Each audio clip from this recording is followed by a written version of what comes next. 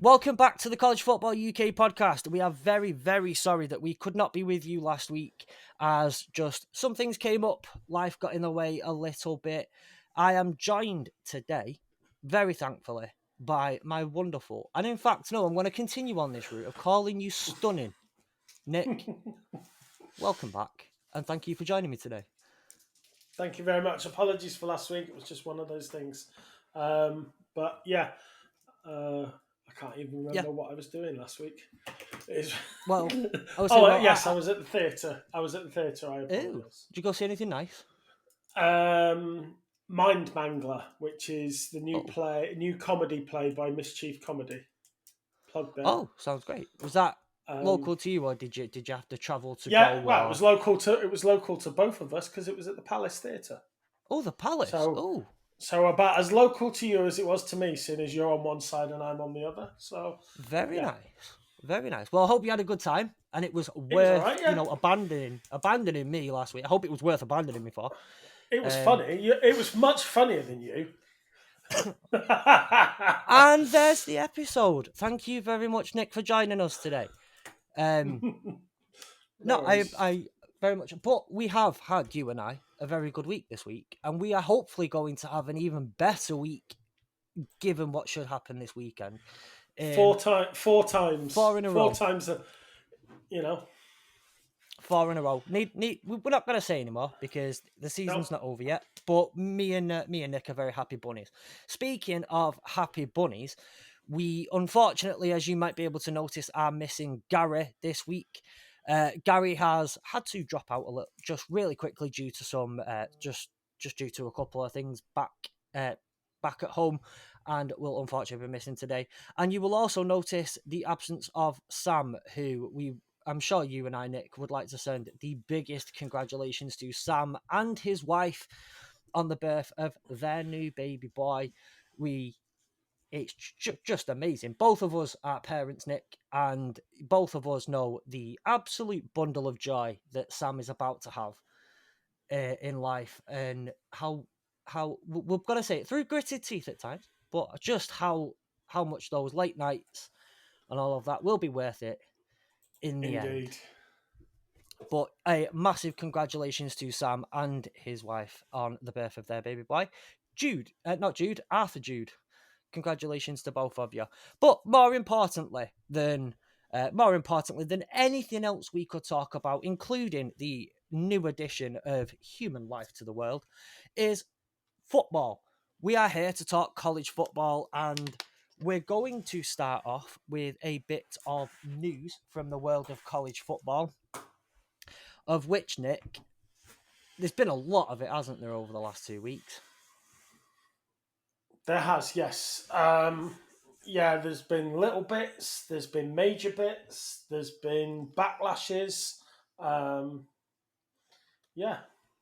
And So what we're going to try and do as quickly as possible, but with a chatterbox like yourself, Nick, I don't know how we're going to do it, because of course I'm very straight and narrow and to the point.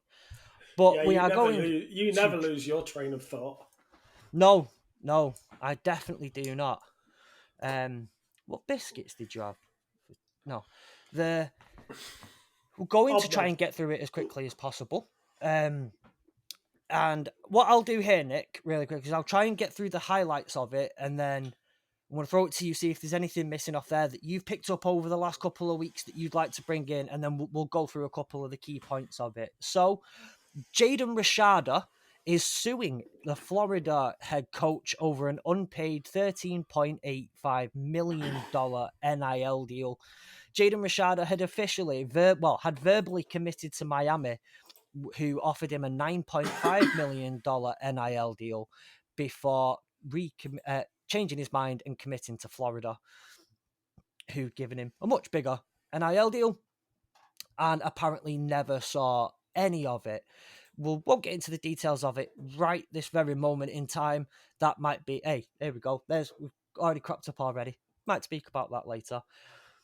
The college football video game has been, the trailer's been released and the pre-order has now been made available for the normal, deluxe and MVP editions, and they are a lot of money, but they look very, very good. Nick, I'm going to ask you really quickly, have you pre-ordered it yet?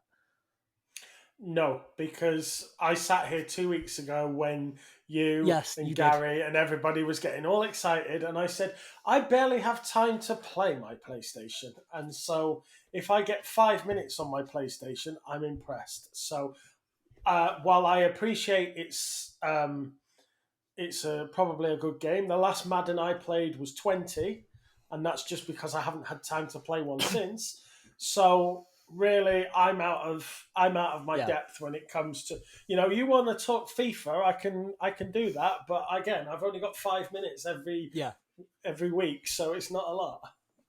Well, let me just say this: I've played in various different throughout various different ways. I played Madden each year, and if you played Madden 20, you played Madden 24. The game is the same, as you will probably be aware. It's pretty much been the same for Yes. years. Unfortunately, my PlayStation snitched on me to my wife the other day, even when this came out, as I had been secretly trying to make sure I could get it on pre-order. My wife just so happened to be on the PlayStation at the time, as my PlayStation announced, "Here's your game ready for pre-order now that's in your wish list." Little snitch. There has been a Oh. rule change proposal. Anyway, moving on. There's been a rule change proposal that could see the end of walk-ons. The Power 5 have suggested reducing roster sizes to 85 or around about 85, which is close to the same number of as scholarship options available to colleges, which would then see the end of walk-ons. Notable walk-ons that we will know. JJ Watt, who was kind of a walk on, he did receive a scholarship from, I think it was Central Michigan, to start his college career, but then moved and became a walk on elsewhere. Baker Mayfield, Antonio Brown, Clay Matthews, Ziggy Ansah, Jason Kels, who we has recently, since his retirement, shown so much and been a serious, what's it called? Uh, advocate for Professional walk drinking ons. buddy. Yeah, well, that and advocate for walk-ons and the importance that walk-ons have. Brandon Burlsworth, who some may know, some may not, but may arguably be the greatest walk-on of all time. Hunter Renfro, and a lot more. Most of them, if not all of them, I think bar one. I need to double check my stats here. Have made the NFL and made good careers in the NFL as walk-ons in college. TNT Sports and ESPN have come up together with a licensing deal, which will see TNT Sports carry the college football playoffs. What this means for the UK, we don't know, as Sky has a similar licensing deal with ESPN to show 3 regular season games each week and all bowl games. But from what I'm aware and what I was reading before, it doesn't actually cover the college football playoffs. So we may see, if you have TNT Sports, you may see that get added into the TNT Sports curriculum. We hope so. Disney, Fox, and Warner Brothers have announced Venue Sports. We did speak about this a couple of weeks ago, that they were going to go on a joint venture. As we are aware right now, it is not available in the UK and probably will not be for the foreseeable future. In the last couple of little bits on my end here, Nick, Fanatics are suing Marvin Harrison Jr. Now, we all know Marvin Harrison Jr. has not signed his NFLPA agreement yet, which means you can't get his jersey on Fanatics or anything like that, and it's caused a bit of a stir. But and as much as it may not feel much like college news now he's in the NFL, but this does stem from his college days, because he did sign an NIL deal apparently with Fanatics, which included a lot of official merchandise, signed stuff, game worn stuff. Marvin Harrison Jr. has been publicly out and said that or as good as claimed that the deal does not exist. Fanatics feel very differently about that matter, and they have cited the official Harrison Collection LLC has defended that suit, as well as he's been selling official merchandise from there since. And finally, the House versus NCAA has come to a settlement of worth over $2.7 billion over 10 years, which is something, again, that's just too deep to get into. Now, Nick, I'm aware that that's a lot of news to throw at you, but have you come up with anything over the last couple of weeks that maybe I've missed or not included there? I've got a few bits. Just to add to that, for those that listen to or watch Pro Football Talk with Mike Florio and Chris Sims, Mike did a piece this week. I think it will have probably been Tuesday's episode. Mike did a piece on the Marvin Harrison Junior legal thing. Yeah. Him being an ex-lawyer, he sort of put his legal hat on, and he did a 10-minute piece about what it actually meant and the legal ramifications of what both parties were saying. As I understand it, it's basically fanatics say they've got a contract, but Marvin Harrison Jr.'s camp, and more importantly, his dad, Marvin Harrison Sr., um, say they haven't. So I would say if anyone does want a little bit more detail and a little bit extra, then go find the bit on Pro Football Talk, and Mike will be able to, in a 10-minute video, guide you as to what's going on there. The $2.7 billion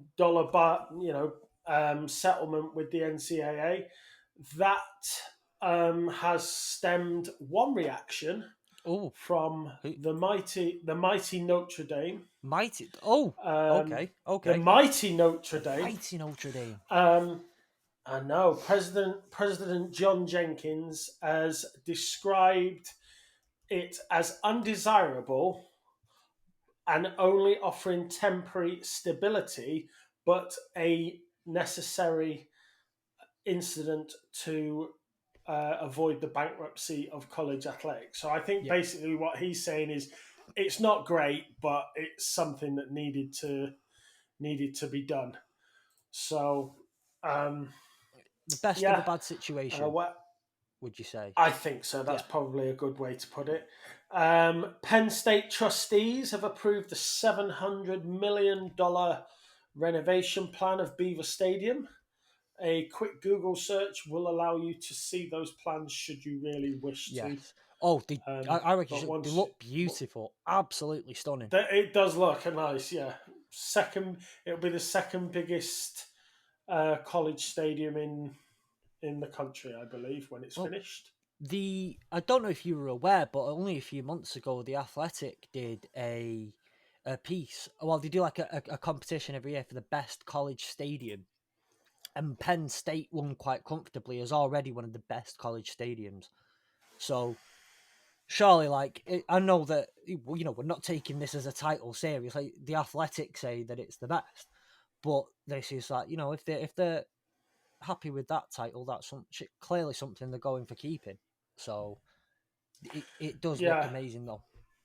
I mean, they share training facilities with Pittsburgh, don't they?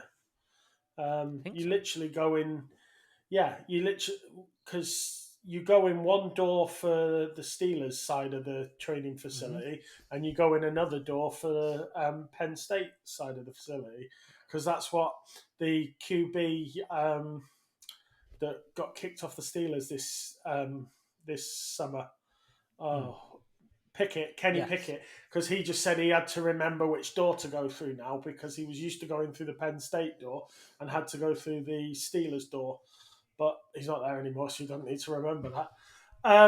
The other bit of news I've got is ex-Michigan QB Denard Robinson. Right. I don't know whether you remember him. He is no longer part of the Michigan staff after a DUI incident. Driving under the influence, for those who don't know. He was hired by Harbaugh in 22 as Assistant Director of Player Personnel. He stayed on when Jim went to the LA Chargers, but Michigan have got rid of him given the legal fallout of such an incident. A bit before my time as a player. So I've only really got into college football over the last couple of years, and I know he was there a while ago. But I'm very much aware, something I'm not quite familiar with is Michigan and legal troubles. That's something that's not new to me. So no. So Appreciate that, Nick. That's what I've got at the moment. Appreciate that, Nick. Thank you very, very much. So, as is custom, and normally we have 2 or 3 of us. Well, you have 2 or 3 people by your side to help you get through this next bit. You're on your own today, so good. It's a quiz again, isn't Look, it? It's a question. I do have a little bit of trivia. Normally, this kind of eases us into the next part. Today, not so much. But what is the highest scoring game in college football history? Now, I'm not expecting you to get one of the teams. I do not expect you. But can you tell me what the winning team was? And I'm gonna give you a little wild thing here. Can you guess what the score was? Didn't we have this question the other week? No, that was I think it was the longest college football game. Okay. That went 9 overtimes. Yeah.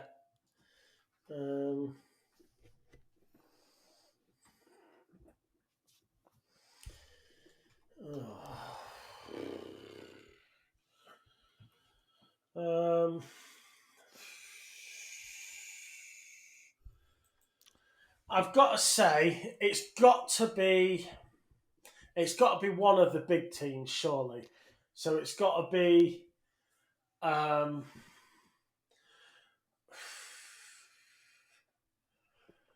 you know what? It could be. It could. The more It could be any of those big teams. Yeah. The more I think about it, it may not have direct consequences in the rest of our episode. However, it has a not a consequence, but it has some relation to those of you, if you are getting into college football and are from the UK this year, there is some relation in this question. Is it one of the 2 teams that are in Ireland this summer? It is one of the 2 teams that are in Ireland this summer. Right, I'm going to go with, there is no way. So that's down to 2. That's either Florida State or Georgia. It is. And if Florida State are on the losing side, there's no way you're going to pull that question with Gary not here. Oh, save that. So it's got to be Georgia, and I would is. think they're the winning team. They're not going to lose. They're not going to lose a monster game. So I'll say Georgia are the winning team, and it could be anybody. I will not look if you want to. But I'll already say no now. Guess the losing team. But whatever answer you give me, I'm just saying no. But we'll go with 120 total points. 120 total points. No, go a bit more. 150 total points, and we'll say Georgia beat some second division, third division team. One of those teams that was on the Netflix series, Lanny or something or other. Somebody poor. So, officially, in 1916, Georgia Tech beat Cumberland 222-0. Wow. It remains one of the most one-sided games in college football history. It's apparently up there. There are a couple of games that have hit 200 plus to nothing, but that is the highest scoring one. A couple of really interesting facts about this when I was reading up on it, Nick, were Cumberland had officially disbanded their whole college football program the year before the game, but that's 3.7 points a minute scored. It was a couple of interesting points on this. So yeah, Cumberland had disbanded the football team the year before. Georgia Tech, however, threatened Cumberland with legal action if they did not partake in the game. So Cumberland, which we all know as a sausage over here in the United Kingdom, decided to go up to the baseball captain and ask him if he could put together a team to play. of which he got a couple of players from the baseball team. He got a couple of his frat brothers and some law students to create a team. By the first quarter, went down 63-0. The second quarter went down 63-0. The third quarter went down 50. I want to say 54-0, but I could be slightly wrong on that. And then the fourth quarter was 42-0. And in that, the referees and all the game officials said, "Look, this isn't pretty. It's 126-0 at the half. We're gonna shorten the third and fourth quarter to 12 minutes from 15." So imagine how much worse that would have been with 6 more minutes on the clock. Wow. I mean, I did 3 point. I did those points divided 60 minutes. If I'm only doing it divided 54, that's even worse. That's even more points a minute. And it's one of the I key. mean, that must be literally win the ball back, touchdown, win the ball back, touchdown, win the ball back, touchdown. Wow. Here's a stat that won't shock you about the game. Now you've heard that. Cumberland didn't make a first down all game. I don't think that one's going to be too shocking. You're talking also, there's got to be a number of pick sixes in there, fumble recoveries for touchdowns. Every time Georgia Tech touch the football, it's a touchdown, no matter what. Yeah. So, with that being said, one of the things that went into that as well was it was one of the key things for the NCAA to turn around and say, right, we need to start putting in rules so teams can't be running up the score, because Cumberland were not very happy about it. But today's episode is very much a bit more of an introductory episode to college football. Although we're now on episode 5, which is actually a really cool little stat for us. But we're going to look at the differences between the NFL and college football, mostly with on the field stuff, and we'll see how we get through them. We'll start with a couple of little rules and kind of work our way through. So, Nick, I want to ask you first, what for you is one of the more notable differences between the game of college football and the NFL in terms of on the field? So for anyone who's going to be watching it for the first time this year and they're going, hang on, that's not right. Actually, in college football, it is. I think off screen, we talked about our personal notices of what we say, and I did say that I felt it's quite obvious that the college game is a lot slower. Yes. The guys that play the game are 2 years out of high school, maybe 3 years out of high school. You know, they're smaller, they're younger, they're not as quick, they're not as strong. So by natural, the game is a little slower, and the game's also streamed down a little bit. It's not as intense. It's not as sort of full on and in your face, and that's just part and parcel of the age of the players actually in the game itself. I think one of the big notices we were talking about was the fact that you don't have to get 2 feet down. Yes. That's a massive So, one. I mean, how many times in the NFL do you see a receiver or a tight end or whoever twisting and turning and sort of sticking that big toe down and just dragging it a little bit just to get it down? Whereas you don't need to worry about that in college. Get 1 foot in bounds and don't worry about it. And it's a shame, really, because I think if if the college system played the 2 feet in, you'd find more receivers are more prepared going into the NFL. So you'd think some rules they'd sort of take on and sort of shadow the NFL, but that's probably one of the biggest notices that you'll see. I think one of the things that we talk about, particularly when it comes down to the draft and players coming through to the NFL, is certain programs make players more NFL ready. And you've got to imagine that even in most circumstances, the bigger and better programs are already instilling into receivers from when they get into college that, look, you only have to get 1 foot in. It'll count in a game, but do everything you can to try and get 2 feet in. We will, we will treat it as you have to get 2 feet in. what the referee say is what the referee say when it's an in-game thing, but always try and get 2 feet down. And then by the time you get to the NFL, you're used to it then. And I think that is what, again, one of the key ones where I'm thinking when I looked at you then and just said, someone's watching a game for the first time in college football and they see something and they go, whoa, that's not right.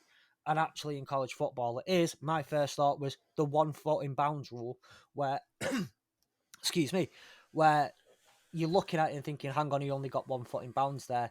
That's because that's the rule in college football, which makes it more offensively exciting, I guess. It makes for there's a lot more plays that happen.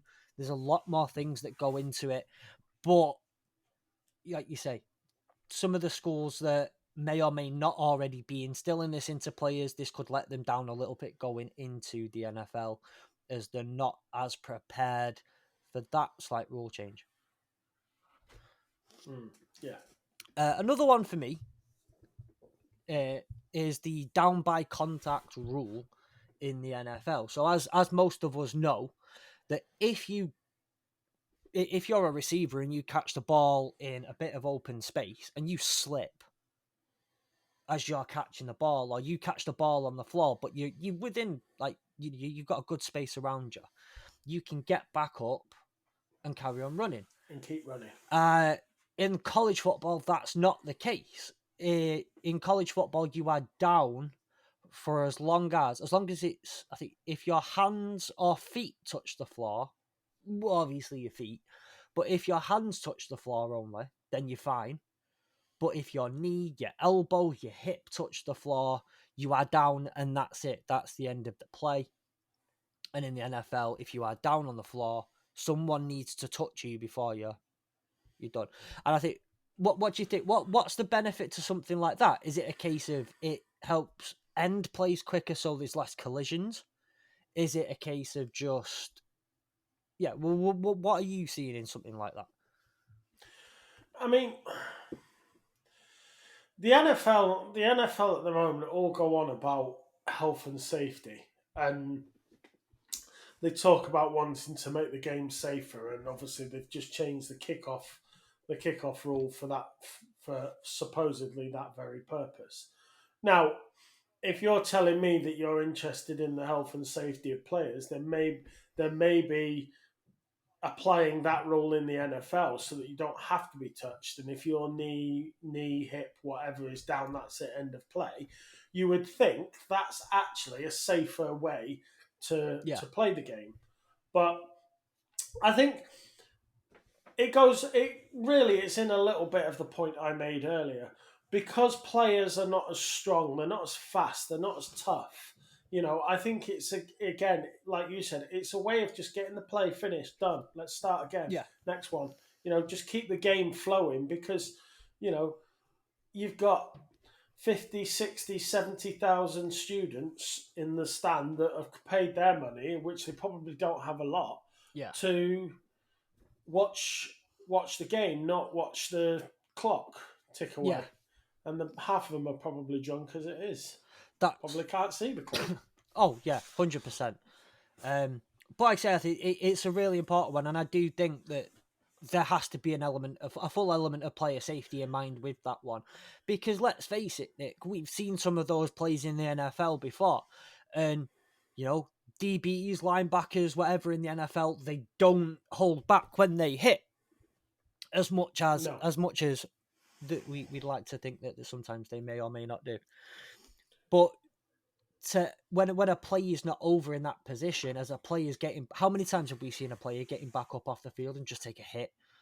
And it's not even a dangerous hit or an egregious hit, but it's got to hurt, and you can take away some of that element instantaneously by ending the play there and then, and potentially not getting hit. And as well, when you're getting up off the floor, your body's not necessarily in the position where it's ready to take a hit,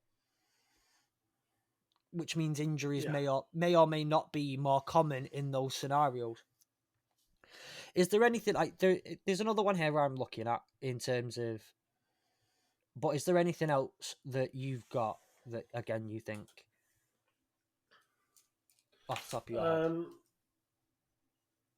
There's the off the top of my head, no, but I know that you mentioned about the point differential on an after play. Was it points after conversion or something? You were saying Yes, earlier. there is. Go on, So hit that one. the PAT in the NFL, as we all know, the rule changed in 2015 for how the NFL and CFL do it. And I found if you wanted to get into even further, the rules in the CFL are just it somehow you can make three completely different versions of the same game. With it's crazy. But the PAT used to be from the 2 yard line the 3 yard line in the NFL, which would equate to, I think it's a 20 yard field goal, because you'd be lining up at the 3, snapping it to the 10, and obviously then you've got the 10 yards into the end zone for that. And they have moved it back 13 yards to the 15 yard line in the NFL, which makes it roughly the equivalent to a 33 yard field goal. Whereas in college football, it is lined up at the 3 yard line. No, yeah, 3 yard line in college, and it stays that way and has not changed whatsoever. No, I mean, um, Bill Belichick was a um, big caller of extending the distance between for the kicks. So you know, I mean, yes, it takes a vote of however many Yeah, team presidents to pass a rule, but I believe, but if I remember correctly, Bill Belichick was one of the big names who was really pushing to extend the distance of which PAT was. So I believe. And again, while doing this and researching things like this, and I've been aware for a few years of the 1 foot in bounds rule and a couple of other little things. There are some things that I'm still learning as I'm going on, which is kind of the point of this podcast for some of us and most of us who are a part of it. But one little thing I did enjoy learning about, and this is more NFL related, is while that happened and that change happened, they also changed the rule for defenses returning the ball. So a defense or a defensive team in that position can return a ball for a 2 point conversion if they block the kick and manage to get it downfield. The first time that happened was, I believe it was the Saints, and the TV companies who were the TV broadcasters hadn't updated the graphics yet for such a play. So as the graphic came up on the TV screen, it said a safety, and they just played the safety graphic because it was worth the same amount of points. So they just used that, which I found to be a brilliant little bit of information there. Going on to a couple more offensive things though, in college, the uprights are wider. I believe it's 24 foot. I could be slightly wrong on that because the initial article I read had worded this very, very badly and said that the college football ones were wider at 18 feet and 6 inches, whereas the NFL ones were slimmer at 18 feet and 6 inches, which,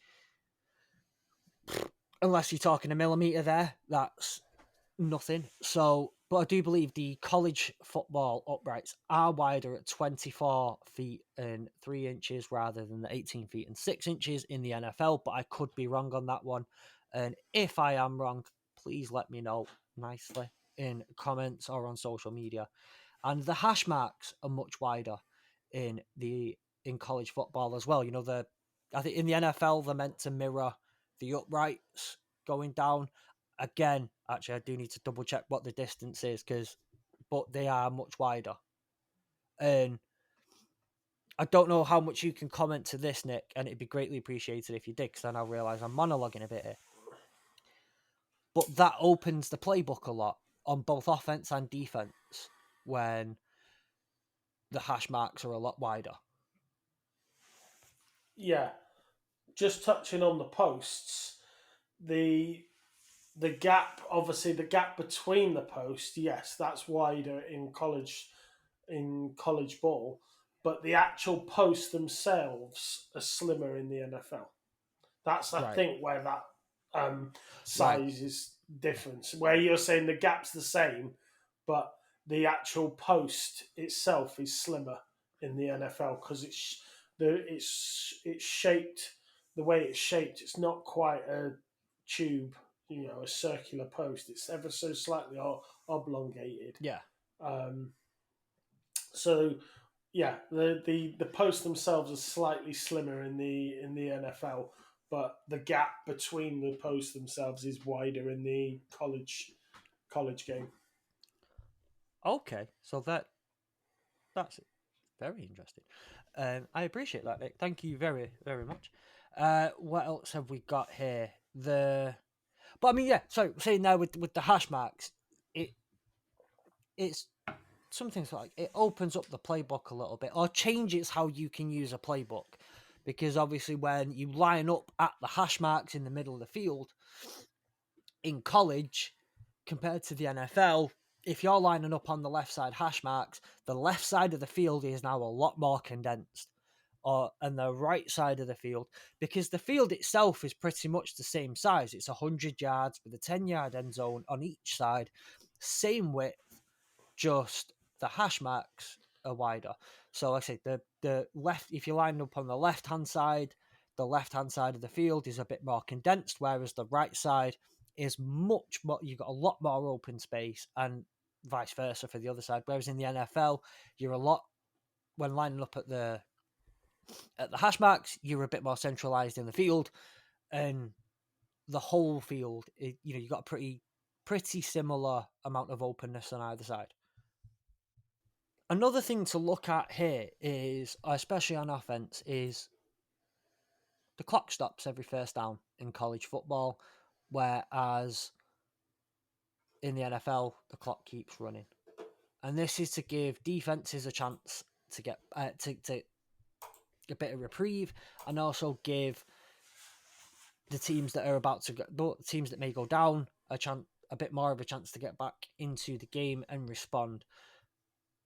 What about that one for you? How do you think, is that a beneficial thing? Do you think as well in terms of getting used to it? There's Elongates the game a little bit.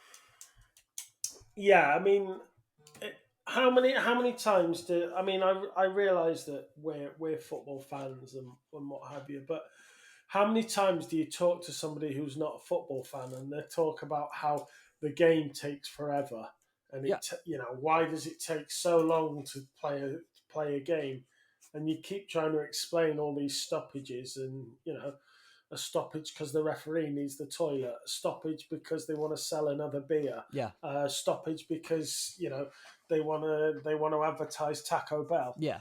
Um, yeah, so there are a lot of stoppages in the NFL, and to be honest, there are probably too many in to be.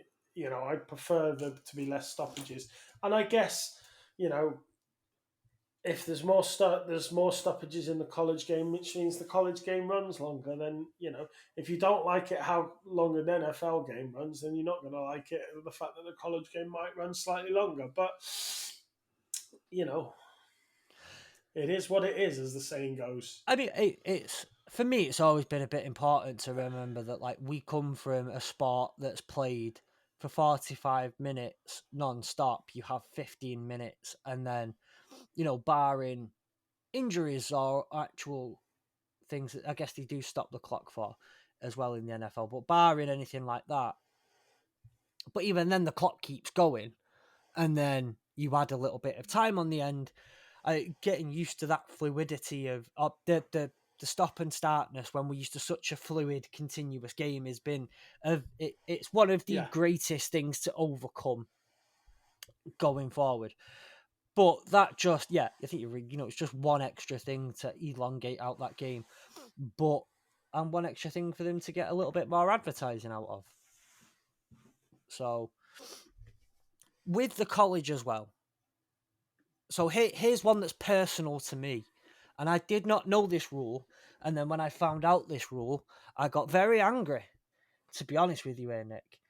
If it might be a complete secret to most of you by now, and if it is a complete secret to you, then you've been under a rock for a long time. I'm a Detroit Lions fan.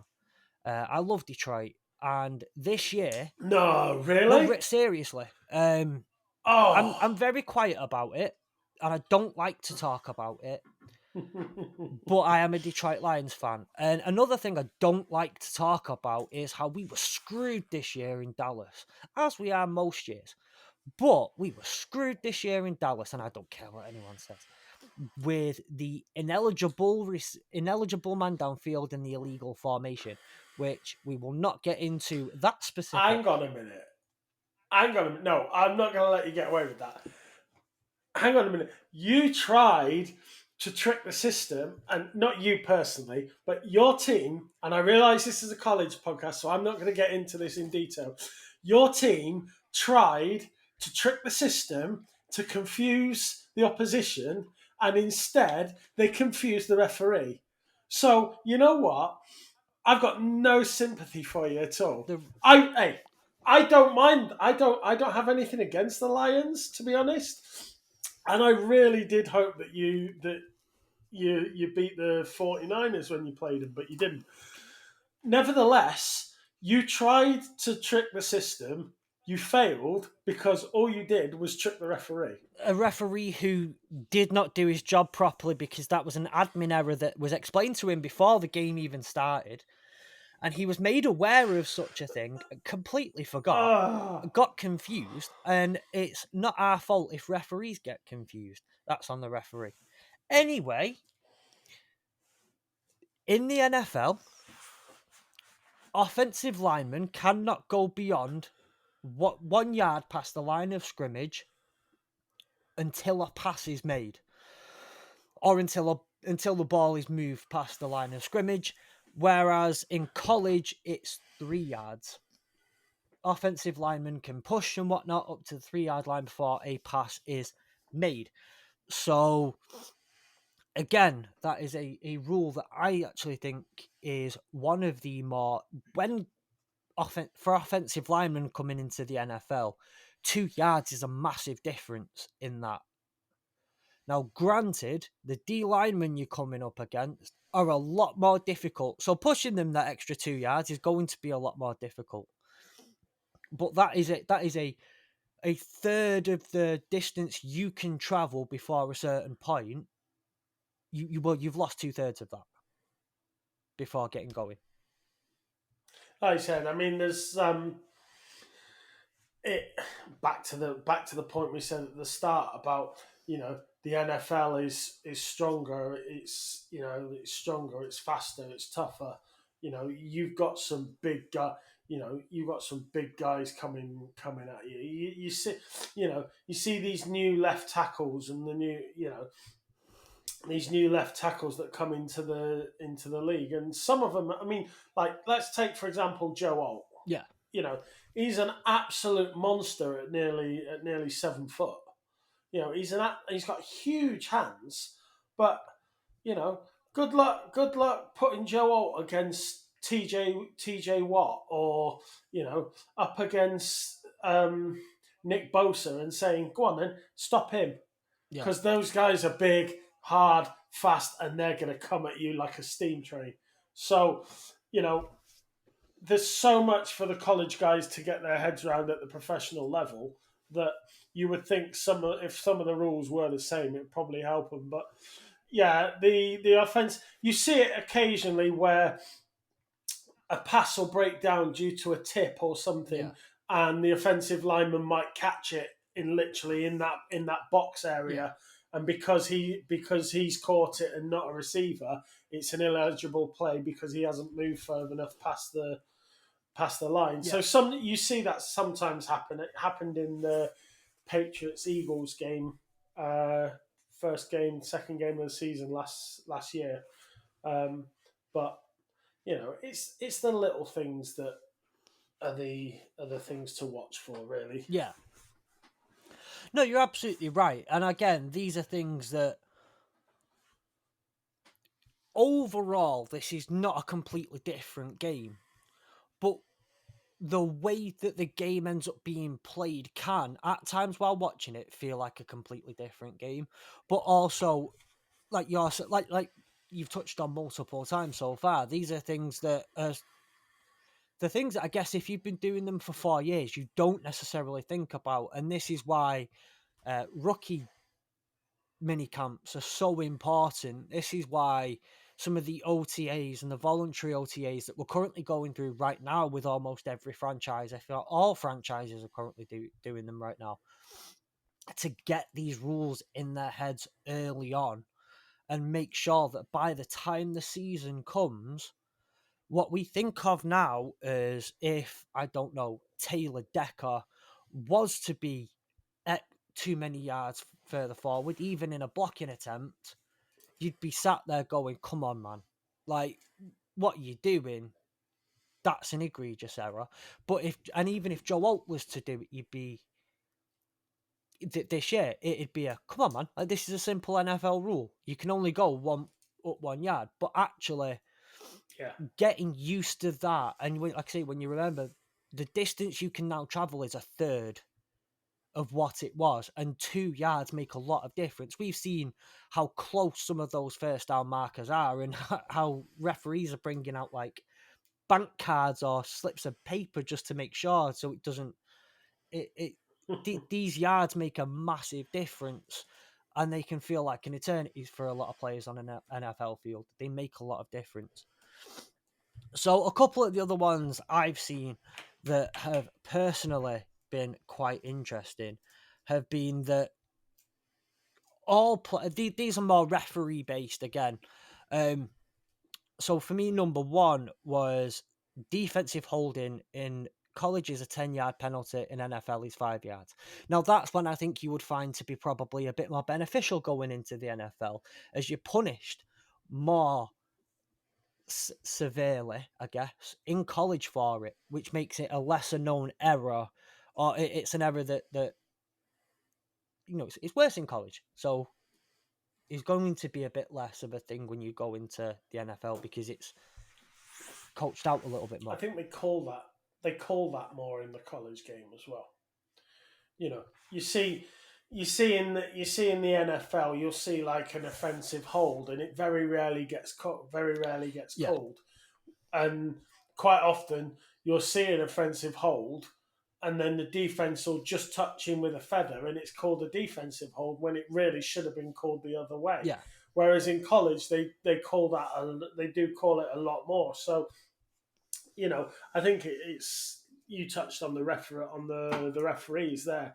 You remember when the strike went on and we didn't have any of the professional. I say professional; they're not full time, but when the professional referees weren't yeah, refereeing the games in the NFL and they got college referees in, yeah, how many? I remember those reports of the college referees saying to wide receivers, "Oh, I hope you have a good game. I've got you in my fantasy team," and stuff like that. So, you know, it's the referees themselves are not as good in the college game yeah, as they are in the NFL as well, and that's to be expected. It's yes, part and parcel of being, again, apply it to the round football. You know, the difference between a Premier League referee and a League Two referee. yeah, You see it in the FA Cup when a lower league referee has to referee a Premier League team visiting a lower league team, and the Premier League team are always moaning about the referee because it's just part and parcel that the referees lower down the chain are not going to be as good as the referees at the top of the chain. exactly. And this is why the better referees get a promotion to the NFL as they go through the college game. It's considered a promotion. That's why so the NFL will take the better referees anyway, similar to the way that referees in our system of football, if you're a good referee in League Two, you won't be there for long. You'll be moving up the leagues and taking on higher quality of games because you're a better referee. And again, that's one of the reasons why it's to be expected that referees aren't going to be of as high quality the further you go down the pecking order. But to also note in with a couple of, I say it's a referee thing. I think it's more of an official rules thing rather than, and some of these kind of things is a PI. The PI one for me is the craziest because we've had this argued in the NFL. I like the NFL rule. I don't want to change. I would like the way it's to change the way it's implemented sometimes because it can be such a, I was going to say promiscuous then, but that sounds raunchy. It can be it can be such an up in. That's a big word. That's a big word for a Friday I night. know. Well, Promiscuous. I'm having exact. Oh yeah. But it can be such a, oh, what's the word now? I can think of a word like promiscuous, but I can't think of the other word that I want to use at all. I think Presumptuous. yeah, kind of maybe presumptuous. It's very up in the air. Some of them they could go either way. Some of the decisions they're very much left to interpretation. So I'd like the way it's implemented sometimes to change, but I like the NFL rule anyway. The rule actually is in the NFL it's an on the spot foul and an automatic first down for a defensive pass interference. End of story. On the spot foul, automatic first down. Whereas in college, it is a 15-yard penalty or spot of the foul if it's less than 15 yards. So the most you can get for a DPI is 15 yards. And you only get an automatic first down if the yardage you earn is enough for a first down. So I think some of these ones, and this is why I like the NFL one, and when it's been debated a few times in certain social media groups, whether it should be changed to the 15-yard max penalty is what's to stop once you get 16 yards and further down if you're about to give up a touchdown or lose this, why not just cause a DPI at that in that moment? Because you've got nothing else to lose at this point. May as well just cause a DPI because no matter what, it's getting pulled back. And you're not giving up nearly as much as you would when a receiver's just gone straight flying past you. Yeah. No, I mean, there are some PI calls that I think are really just not really fouls. Yeah. And you look at them and you think half the time that's actually pass interference from the offense, not the defense. But it's the defense that get penalised, and that's all part of this new style NFL where attacking is good and more points, more plays, more scores. That's what More bums on like Roger seats. Goodell always. Yeah, Roger Goodell always said in the Super Bowl when he was asked which team do you root for, the losing team, because he wants to see a good game, and that's the product that he's putting on the telly and across the world. Yeah. So sometimes I look at PI call and I think that's not one. And yes, okay, when it's a PI call after 20, 30 yards, you can say, right, okay, spot the foul, so be it. It is what it is. It's not a foul, but we'll think. But when it's a 50, 60-yard call and it's really debatable, they're the calls that you just it kind of sometimes ruins the game. No, 100%. Just like, really? And this is where I'm like, the implementation of it needs to be, and it's similar to, I guess, certain rules like the offside or handball rule. Whereas I don't disagree that an offside's an offside. I don't disagree that a handball's a handball. But the implementation of this rule and what we're classing as a handball and an offside needs to be hashed out. So what we end up classing as a DPI and how it can be looked at and decided. And again, more scrutiny or... Yeah, I guess you can't turn around and say what a DPI is a DPI, whether it's 2 yards upfield or 10 yards upfield or 60 yards. But at the same time, one of them could be more egregious if it's wrong than the other. But like I say, the automatic, and I do get where you're coming from on that one. In an incorrect DPI call kills the game a bit less, or does a bit less to the no, but I get where you're coming from. Yeah. No, I was going to say um, in the context of our football, they made that new double jeopardy rule, didn't they, a few years ago? Yes, About if you fouled in the somebody who box. was on a breakaway, and if it was outside the box, it's a red card. But if it's inside the box because it's a penalty, it's only a yellow Yeah, card because of that double jeopardy rule of being penalised twice. Applying that to the NFL or college, I mean, not so much in college, but in the NFL, not only is it a spot the foul, but it's an automatic first yeah, down as that is well. double jeopardy. Whereas, like you said, in the college, it's only a first down if you make the Yeah, yardage.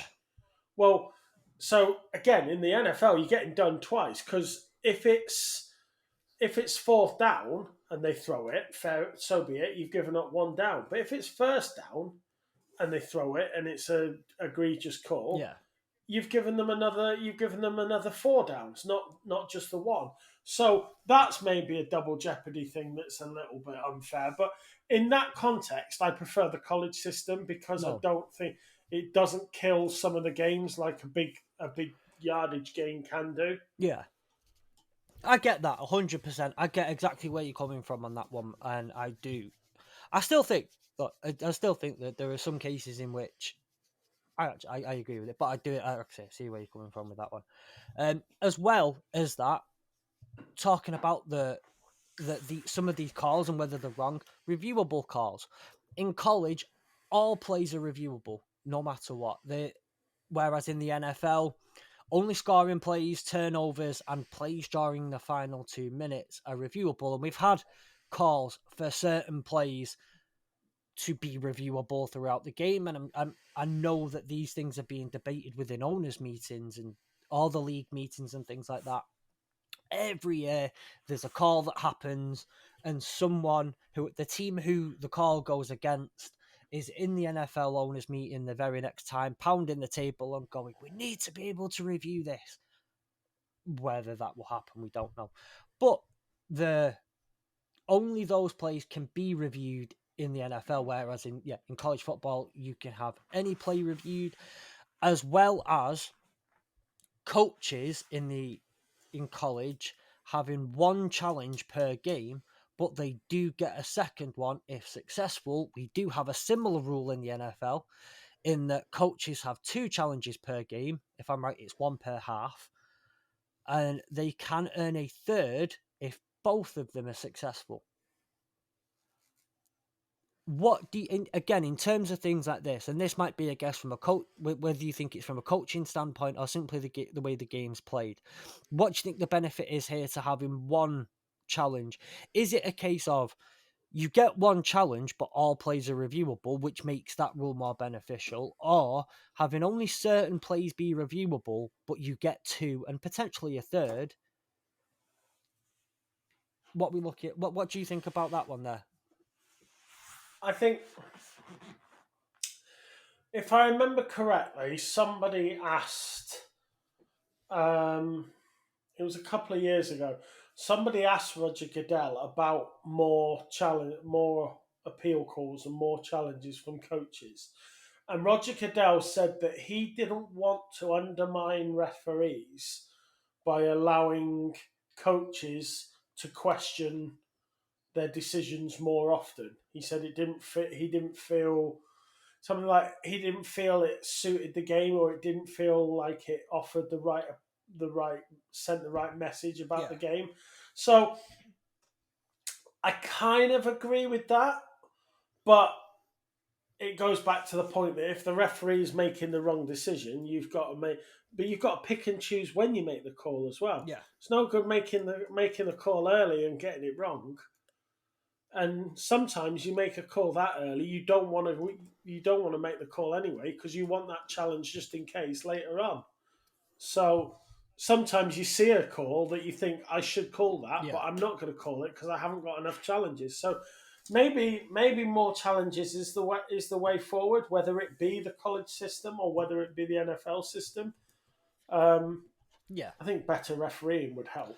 Well, that's just the case. Again, going back to our football, that's a case that we are dealing with at the moment. The better refereeing, and that whole, you can't question the powers that be over the way they use their powers that do in fact be over the game, which it is what it is. And like I said, there are benefits to both of them. There are downfalls slightly to both of them, and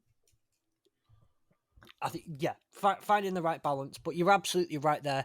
That the onus there is on coaches to make sure they're challenging right. And if you watch sometimes when a certain play gets made, how many times have we said challenge it? We're sat at home. I'm sat at home. I'm eating a packet of biscuits.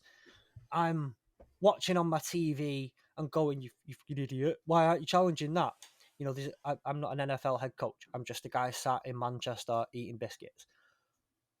The But we know that at the end of the day, the angle that they get isn't great stood on the sidelines always, and they're waiting for the Jumbotron to show it and trying to judge whether they've got enough there to make it from, or trying to shout down to guys further up down the field who may have had a better angle, say, oh, look, is it worth it? But, these things are,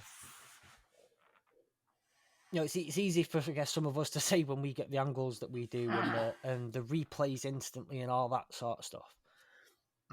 And just really quick before I guess we start to wrap this up, college games cannot end in a tie. As we spoke about a couple of weeks ago with a 9 overtime game, there are new rules over the last few years that the reason that game went to 9 overtimes is because I think it's after a couple of overtimes, they now do what is the equivalent of a penalty shootout from 2-point conversions. But the college games cannot end in a tie. If that game was being finished at 5 a.m, that game's being finished at 5 a.m because you can't walk away from it with a tie. Whereas in the NFL, you have one overtime, end of story. In the regular season in the NFL, and this is something that the 49ers learned quite hard this year when they were in the Super Bowl, both teams now get the opportunity to score in the postseason, but in the regular season, it's still a case of you get the ball, you score a touchdown, game's over, other team doesn't have a chance to respond. Whereas in college, no matter what, through the regular season, both teams get a chance to score.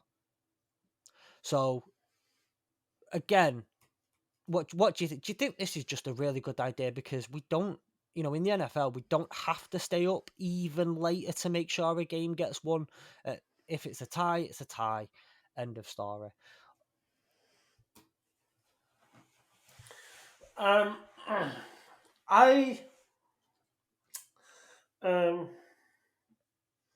have two things I want to say. One is I'm going to refer to Ted Lasso, Okay. who not the series, the series. Excuse me. The TV series is based on the two NBC adverts that they did. Which one? Right. Yeah. In the first advert, when he was turned up as manager at Tottenham and Gareth Bale was still there and whatever else, he turned up in the press conference and he said, we're going to play for 4 quarters, and one of the press guys said 2 halves, and he went, oh, this is getting easier, we're going to win or we're going to lose or draw. And I was speaking to an American, a guy, and he was like, you do realize that if you try and end a sports game in a draw over in our place, there's like fights. And I was like, yeah, I get that. I wouldn't mind referencing the NHL. Now, if the NHL game goes to overtime, both teams get a point. Yeah. Like you would do over here if it was a draw at the end of the game. Both teams get a point. They then play that overtime. Yeah. And if one team scores in that overtime, they get the extra point. So they would get 2 and the losing team would get 1. Yeah. And if nothing's done after one overtime, it goes to a shootout and whoever wins the shootout gets that extra point. So, you know, does if it goes to overtime in college or in the NFL, does the losing team deserve a point that they got all the way to overtime? Well, we'll see. You work it. I You don't work know. it on a half a win, don't you? Or half a loss. However you Yeah, want to look at it, half a win, half a loss, because you essentially get 1 for winning, 0 for losing, 0.5 for tying. How do you work? Do you now go in thirds? Do you go? You get 0.3333333 recurring for getting to overtime but losing. Then you get 0.6666666 recurring for winning overtime. It's just you muddy up the whole system. I think there's very simple yeah, mathematics that go into this until you start getting a bit further down the line later in the season. But there's relatively simple mathematics that go into this right now. 0, 0.5, 1. That's all we're adding up. And then you get, well, we're not even adding up. We're kind of percentaging it throughout the year. Okay. Maybe not as simple mathematics as I was initially thinking, but it's still not too bad. yeah. How do you then, like they say, do you go into thirds? And then if you, No, I think if you had a point system, you just 2 points for a win, 2 points for a win, no points for a loss. But if you get to overtime, the losing team in overtime gets a point for their efforts. yeah, You know that. But again, the NFL don't do point. I mean, I use the NHL as an example because they do yeah. points. But you know, it's it's bad enough now that since they've added that extra game, you can no longer be at 500. You can no longer be at 500 because you're either 9-8 or 8-9. Unless you go 8-8 and a So, tie.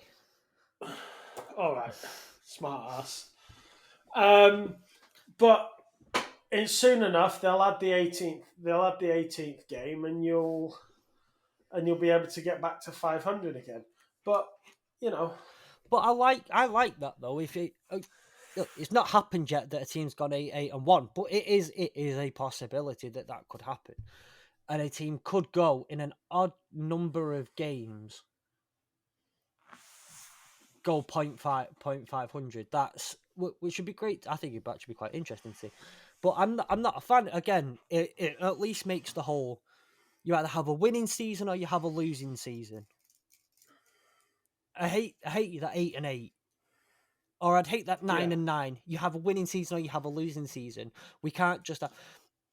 There were some teams a while ago. You were calling that Kings of 8-8. They go 8-8 every year, and it's just how do you skate on that? You either have a winning. I like the whole winning season, losing season. End of story. yeah, That's how it goes down. So, just a couple of last little things is the roster sizes in college football are humongous. Now, we spoke at the very start of this about the rule that could be changed or is being proposed to change of roster sizes going down for it, because roster sizes at this moment in time could go into the hundreds. Some colleges have rosters of 150 plus players. They're looking to cut it down to 85, or a lot of the big five, power five schools are looking to get it down to 85 for the scholarship players, which, like we said at the start, could eliminate walk-ons. But in the NFL, you have a 53-man roster, and I believe it's 46 can be active on any game day. And those 46 players will play over offense, defense, special teams. 150 people on a roster, Nick.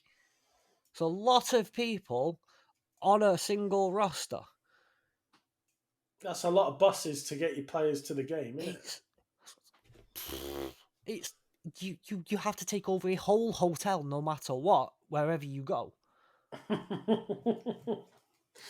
it? It's humongous. And again, I need to learn properly the rules on who can be, if anyone, what the rules are around eligibility to play on a game day. But you potentially have 3 53-man rosters, all of which could play on the same day. Meaning, if you're up by a stupid amount of points in the first quarter, put your second team out. And then if you're up by a stupid amount of points still at the half, let your third string. You can have your third team playing a full half and give everyone reps. I I think I think some of it is to do with the bigger roster sizes allowed the strong teams to hog all the good Yeah. players. That was that is essentially what it bore down to at the beginning. But now, as money comes into it and they've got to pay image rights and they've got to start paying these players, the smaller rosters are now being desired. So I think it's a byproduct of one thing is a byproduct of the other. Yeah. Sorry, and yeah, why would you let a walk on take a spot of somebody you've recruited? So I can understand that, but you know, unfortunately, I think the dwindling roster size is almost guaranteed to be definite Yeah. in the college game, just to make the thing cheaper. Yes. I mean, we had, the NFL brought in these larger practice squads when COVID was about, and they were allowed to increase their practice squad sizes.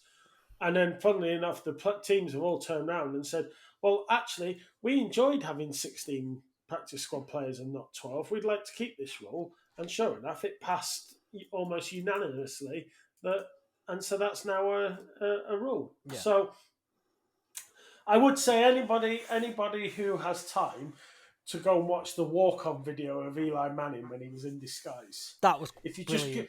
just jump on YouTube, just dial it in. Eli Manning walk on, and he's in disguise and he's got a face putty mask on and all sorts, and he's just there as a walk on, and he's absolutely smashing it.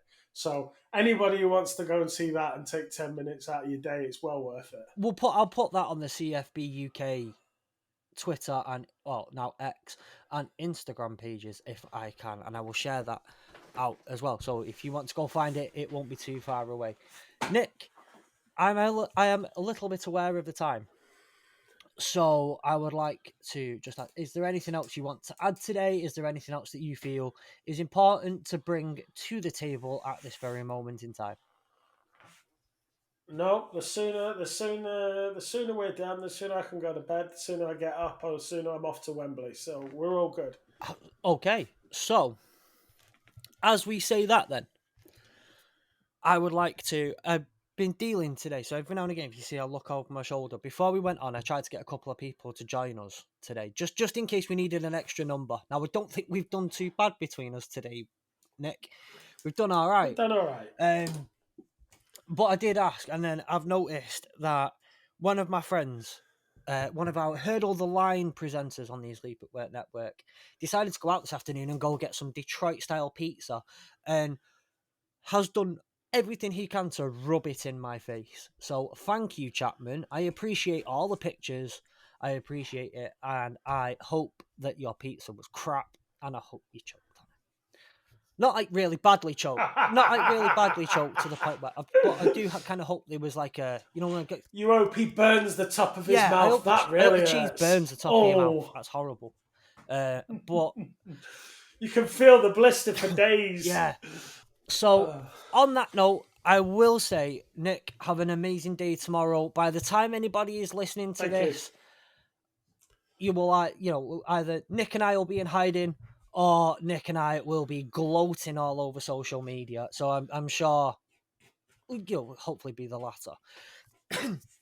And again, just want to give a huge thank you, to yourself, Nick, for joining me on today, a day just before you go to Wembley. You're welcome.